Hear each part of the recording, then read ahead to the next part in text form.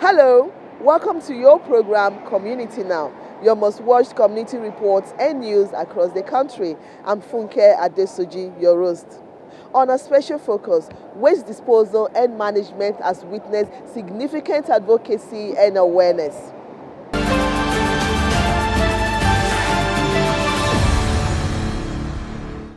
Which is centered on attitudinal change to reduce the adverse effect to the land and water ecosystems. But the coming years could be better if there is an increased focus on waste sorting from the source, awareness campaign on the advantages of recycling alternative to plastic. But first, we bring you the news highlights.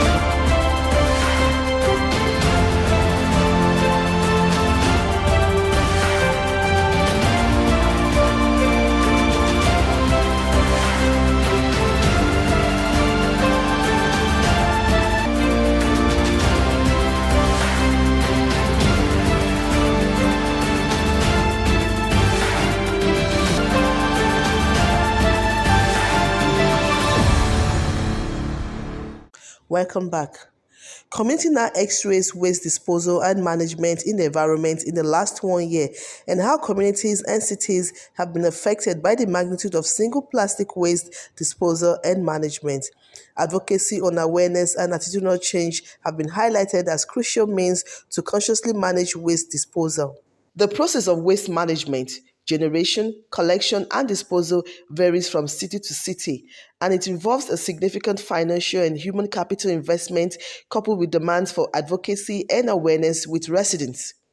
The management of waste in big cities like Lagos State is still an issue as they're still at agrarian level of generation without effective sorting and open dumping instead of recycling and wealth to energy generation. This has had environmentalists adopting measures like clearing of land spaces, beach cleaning, and desilting of drains and gutters. The process of waste management, generation, collection, and disposal varies from city to city, and it involves a significant financial and human capital investment coupled with demands for advocacy and awareness with residents. The management of waste in big cities like Lagos State is still an issue as they're still at agrarian level of generation without effective sorting and open dumping instead of recycling and wealth to energy generation. This has had environmentalists adopting measures like clearing of land spaces, beach cleaning, and desilting of drains and gutters. We're encouraging businesses to think renewable and to think recyclable at the very least when it comes to plastics. And there are British companies in Nigeria actually that take plastic that's kind of massed on the streets and they try and turn it either into waste or to energy, trying to turn it into energy or to recycle it in some respects. So that's really good. But I think the big thing really is working with the companies themselves, the big companies, to say, well, look, how much plastic do you need to use? What's the cost of plastic in Nigeria?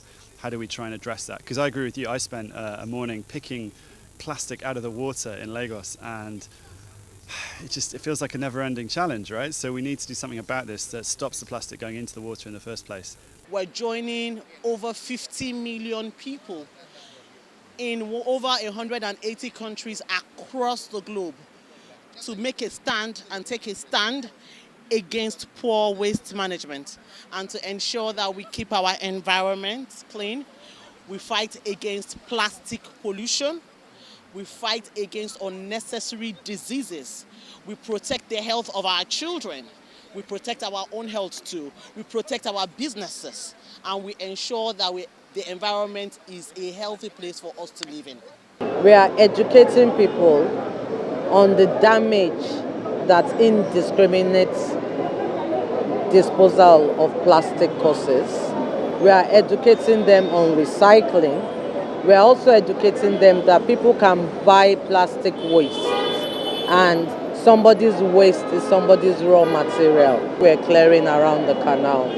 A good indicator would be if it rains tomorrow, the canals will flow. That also shows the effect of plastic pollution on the environment. Flooding has remained an all-time challenge of the environment due to improper waste disposal methods. Emphasis remains on stringent policies and enforcement to eradicate, if not reduce, the improper disposal of plastic waste both on land and marine ecosystems. To have a very strong governmental legislation to treat the source of plastics that are making their way into the ocean. The marketplaces, the supermarkets, where they generate these plastics as carrier bags, to replace it with biodegradable bags and reuse bags so that we can reduce the incidence of plastics getting to the ocean, which is a very serious worry for us. Most importantly, if we can change our attitude, that change is what we need, and people's will to ensure that we do the right thing. Once that can be done, we can continue to use them, but at least manage the way they are disposed.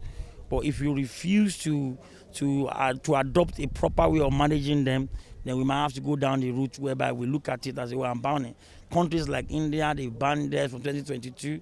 Other countries are following suit. So for us, as an emerging country, and in Lagos as a leading front for Nigeria, we need to set examples, and we have to do it very well in such a way that we listen to all parties, and it's not as if we are imposing a ban on everyone. Let's try and give people the opportunity to make a change. 2021 may have seen massive boost in campaign awareness on the menace of improper waste disposal method and management, but significant improvement could be recorded over time if sustained advocacy is still on attitudinal change to the environment and the importance of recycling.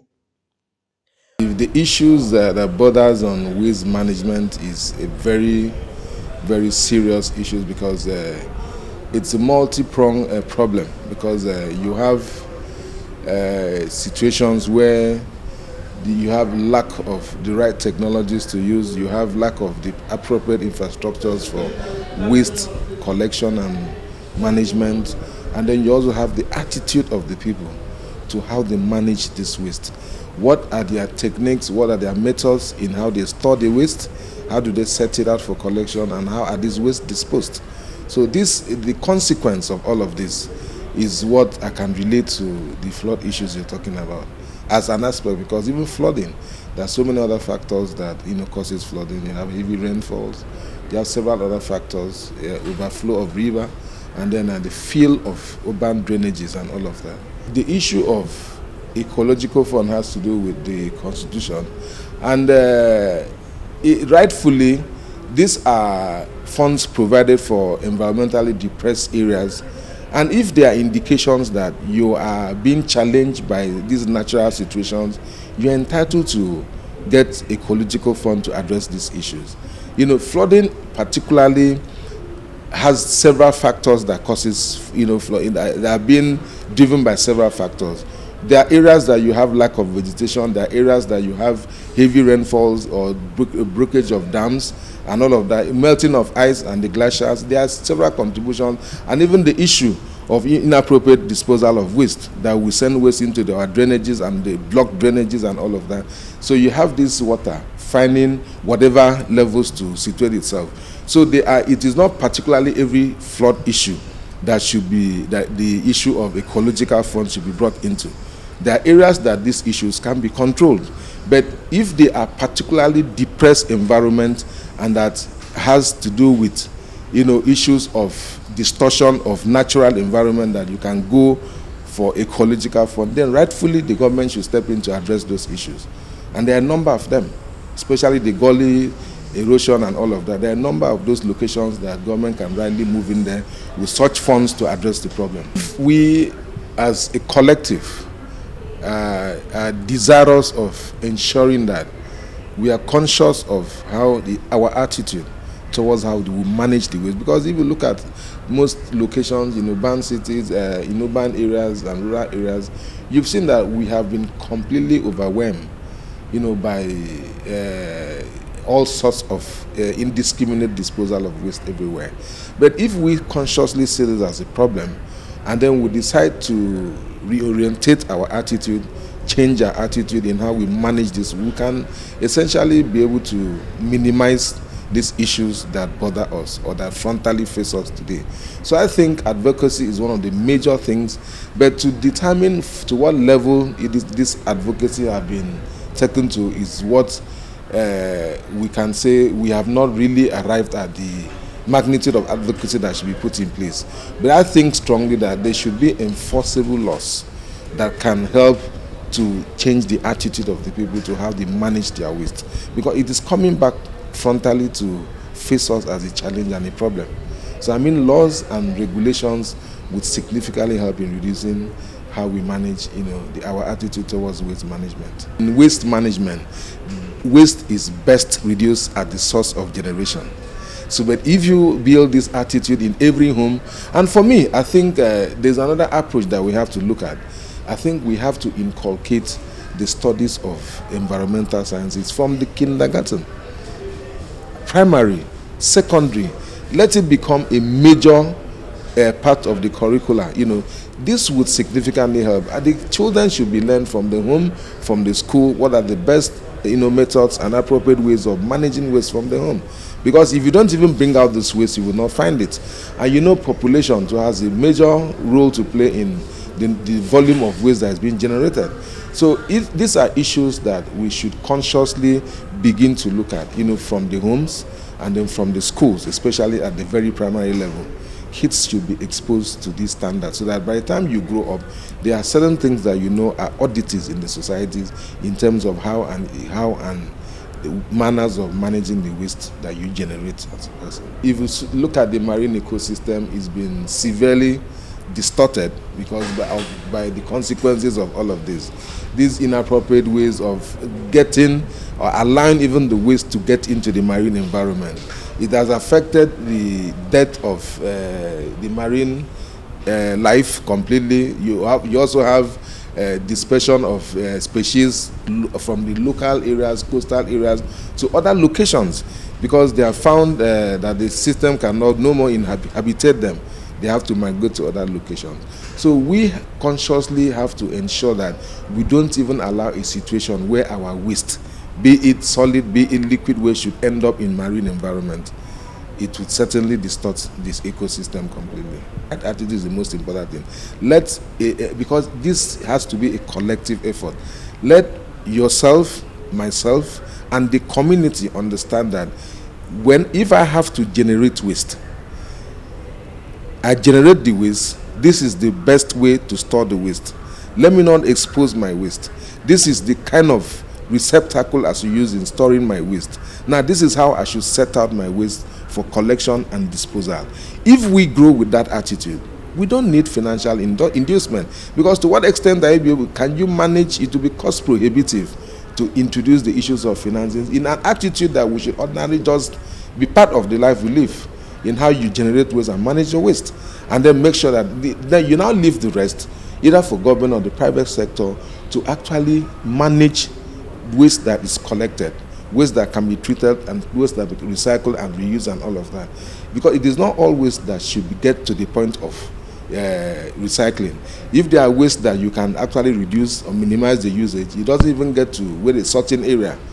So these are issues that has to do totally with attitude. Allow the government to put the right, and also the government has a role in ensuring that you provide the right infrastructures for waste management, so that this waste, because an indication in any city that you move into that tells you that waste is inappropriately managed, the fact that you see overflow of waste on the ground, in the drainages, and everywhere. So it is a collective problem that we've all caused. The government, the people, we must be conscious, reorientate our attitude towards this, and ensure that we practice appropriate manners of generating waste and managing this waste. Engage the people at the point of generation. Let that waste not even find itself into the marine environment. Because if we have to keep clearing the marine environment of all these debris, all these plastic waste and all of that, it is going to be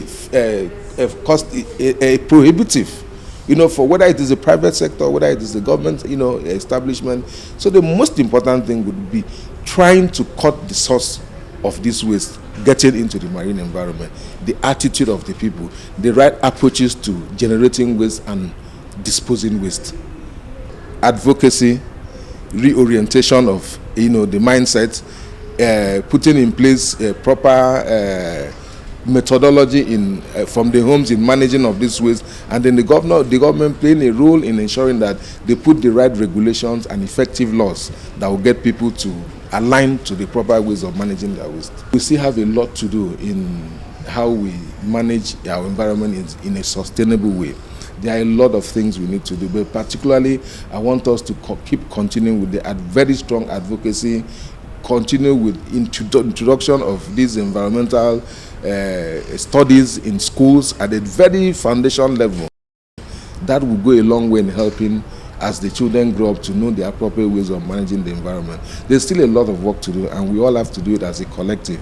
We have to be part of it, the government, the people, in ensuring that we practice methods that would ensure that we manage our environment in the most sustainable way. So for me, there's still more work to be done. We are not there yet.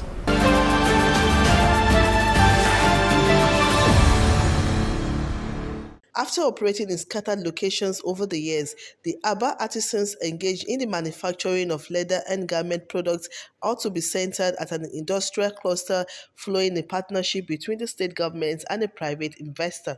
The 30 billion naira project being jointly executed by the Abia State Government and Total Value Integrated Services Nigeria Limited under a public-private partnership would further boost the growth of small and medium-scale enterprises, for which Abia is already famous. To give effect for the commencement of the project, government and the private sector signed a Memorandum of Understanding (MOU) at a ceremony in Aba. The leadership and members of both the Leather Products Association of Abia State and the Union of Tailors and Fashion Designers of Abia State were on hand to witness the event. Presently, the artisans involved in the business of leather and garment products are scattered in 4 different locations in Aba, hence the need to bring them together. The Permanent Secretary, State Ministry of Industry, Cletus Mba, said it was the desire of Governor Okezie Ikpeazu to encourage the growth of small, medium enterprises, SMEs, that gave rise to the huge investment in building industrial clusters. He noted that with the involvement of a private investor in the industrial cluster project, Ikpeazu has taken off the financial burden off the shoulders of the state government. I have found out that Dr. Kesia Victor Ikpeazu is in love with artisans. How do I know this? When I came on board, I found out that there is already a cluster that is building in a former place they call IBB Technology Village, and they turned it to a place for mechanics and the spare part dealers, where he want to cluster all the artisans so that they will stop roaming about the streets. Every day you are a tenant, the next day they will pursue you from one time to another. And because of his right thinking, he now desired to put a roadmap in the heart of artisans so that there will be a people that will own their own shop and occupy their own shop. Even when they die, you become a legacy. Their own children and children will inherit those shops. And at the same time, he started from there, he moved on. On the 9th of April, he came live by himself at where we call Amato, not to mechanical, like some of you call it, because Onyese is here, our landlord. They have stopped us to call that place Mechanical. It is not mechanical. It is Abia Leather and Garments Amato Community. Either you call it in Owo Hill or in Aba, but not mechanical. I want to make it so that the press can take this information and cut it across the nation that place is not mechanical. On this note, I want to say that if that cluster is well built, like Total Value, a man who has what it takes to build that cluster. Because there was a lot of politics that was going on about that place. People who don't even have the money, who don't have the fund, they have to delay this project 10 years behind. And by the grace of God, God has helped us to jump and pass. We have crossed over that. So we want to thank you very much. By the kind of muscle he has. To build that cluster is going to cost over 30 billion naira. It's not a small thing. It's not a small thing. So for him agreeing to partner with us to take away this load from the state economy and to take the muscle and build this is a wonderful credit. And I want to thank you, sir. Abia State, and specifically Aba, is the industrial hub of the nation in terms of artisanal activities. And we are contributing quite a lot to the economy of the nation and Abia, to be precise. Taking a look at the number of goods leaving the state to other cities and beyond some West African coast and Central African countries, it means there is export business going around, which also contributes to the GDP of the nation. So for us, what we are doing here is contributing a lot in terms of creating employment, reducing youth restiveness and all that. It's a whole lot, because if you visit the cluster, I will tell you that we have over 120 businesses, people doing their businesses. We are not talking of the apprentices and other service providers engaged in the process of footwear, belt, bag manufacturing. So you can see the number of people the business has really preoccupied. So it's contributing. I'm happy that other states have seen the value and are also trying to establish a like cluster in their states, because it will absorb a lot of employment within the society.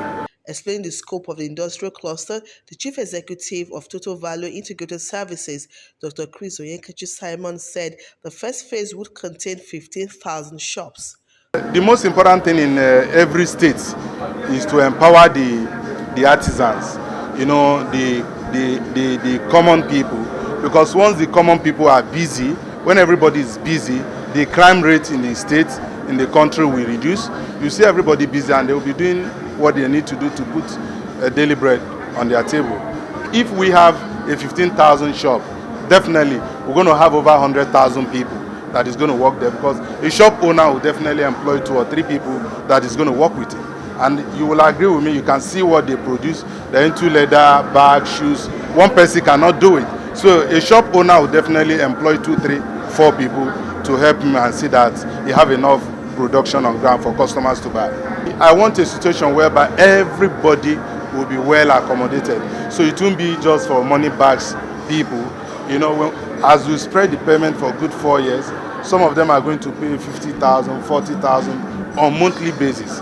So before you know it, within the 4 years, they have finished their payment. And the most beautiful part of it is that the government is ready to issue CFO for anyone who finishes his payment. We have made a promise to them today, even though we signed the 2.5 years agreement with the government, but we made a promise today by their cooperation, in the next 2 years it will be completed. He stated that the industrial cluster would be constructed to modern standards with facilities that include fire service station, police station, banks, CCTV, clinics, toilets, and standby power supply and Wi-Fi internet services.